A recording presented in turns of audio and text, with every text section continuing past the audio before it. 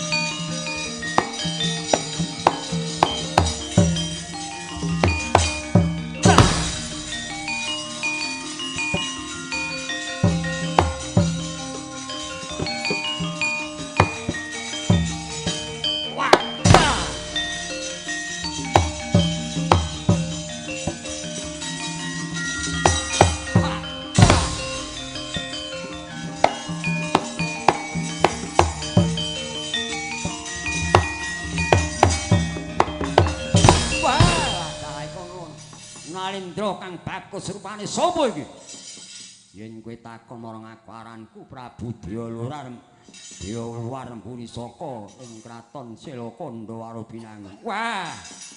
Kowe Prabu Dewa Luar saka ing negara utawa kraton Selakanda Arobinangun. Iya balik sira ngaku ayo. Yen kowe takon marang aku mbuni saka negara ing pusar bumi aranku Prabu Naga Bagindra. Kowe arep panggoleki Ratu Ndarawati bakal tak simpung sing tak bondo tangane.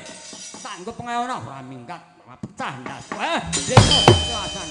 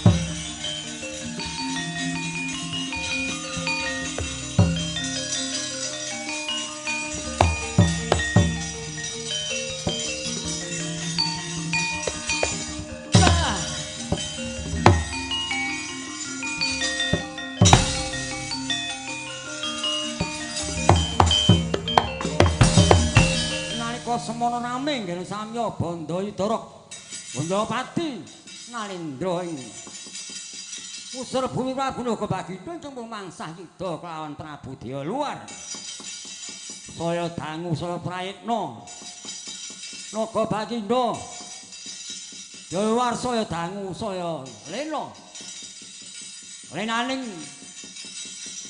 Sang Dewa Luar wis temeka wayahing mangsa kala. Nalendra saking pusur Banica Wujudira babar satring saudara kang aran Nadyan Antarja. Nalendra saking